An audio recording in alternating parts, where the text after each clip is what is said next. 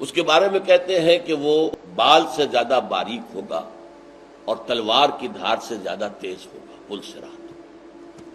خیر یہ تو میرے علم میں نہیں ہے کہ کہاں سے یہ چیزیں لی گئی ہیں، لیکن ہمارے عام گفتگو میں آتا ہے۔ لیکن نقشہ ایک ہے، ایسا محسوس ہوتا ہے کہ قیامت کے دن پہلی تقسیم تو لگ جائے گی۔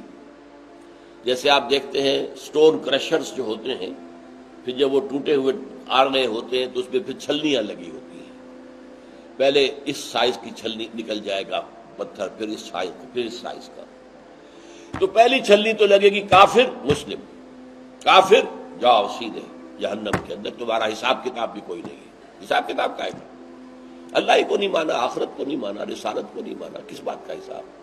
تمہارے کسی نیکی کے عمل کی کوئی وزن ہے ہی نہیں۔ اب بچیں گے مسلمان۔ مسلمانوں میں منافق بھی ہیں اور صادق الایمان بھی ہیں، اب ان میں چھلنی لگے گی۔ وہ چھلنی کچھ ایسی ہوگی کہ جہنم کے اوپر ایک پل ہوگا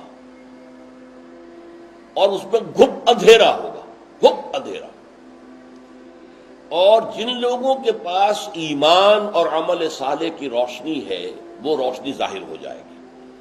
ایمان ایک نور ہے جو میرے اور آپ کے قلب میں ہے، لیکن اس وقت وہ نور ظاہر نہیں ہو رہا، اس وقت وہ نور ظاہر ہوگا، وہ چمکے گا۔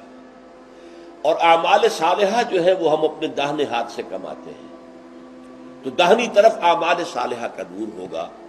تو جو اہل ایمان ہوں گے وہ اس نور کی روشنی میں راستہ دیکھتے ہوئے کہیں ٹھوکر نہیں کھائیں گے، وہ سیدھے اس پل کو عبور کر کے اور دوسری طرف جنت ہوگی، وہ جنت میں داخل ہو جائے۔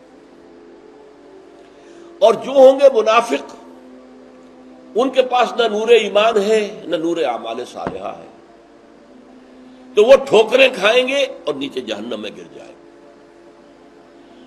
یہ ہے ایک نقشہ، اور اس کے لیے تائید سورہ، یہ جہاں تک میں نے آپ کو بتایا یہ نقشہ، یا ایھا الذین آمنوا توبوا الی اللہ توبۃ نصوحا عسیٰ ربکم ان یکفر عنکم سیئاتکم ویدخلکم جنات تجری من تحتہا الانہار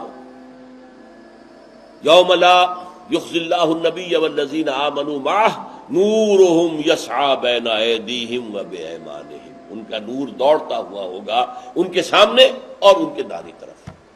آپ کے اندر اگر نور ایمان ہے، وہ نور ایمان قیامت کے دن ظاہر ہو جائے گا۔ اگر نور اعمال صالحہ ہے وہ آپ کے داہنی طرف آئے گا اور آپ اس کے روشنی میں راستہ دیکھتے ہوئے چلتے جائیں گے اور اس پل پر سے گزر جائیں گے۔ اب اس میں حضور نے فرمایا، اور سورہ تغابن کی آیت میں بھی واضح ہوا، کسی کو نور ہلکا ملے گا، کسی کو زیادہ۔ جن کا ایمان ابو بکر جیسا ایمان تھا ان کا نور کتنا ہوگا ہم تصور نہیں کر سکتے۔ ایک عام صحابی کا ایمان کتنا ہوگا ہم اس کا بھی تصور نہیں کر سکتے۔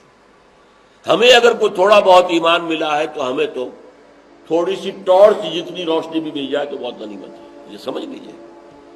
گھپ اندھیرے میں ٹارچ بھی کتنی بڑی نعمت ہے، کتنی بڑی نعمت ہے۔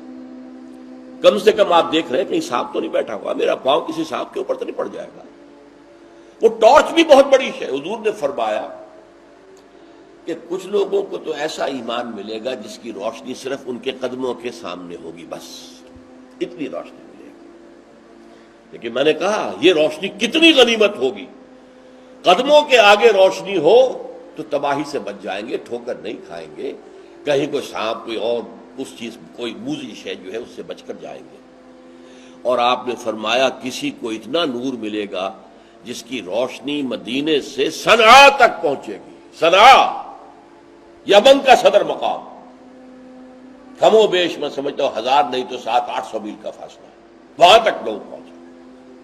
ابو بکر کا نور کتنا ہوگا، محمد کا نور کتنا ہوگا صلی اللہ علیہ وسلم، کوئی تصور ہم کر سکتے ہیں؟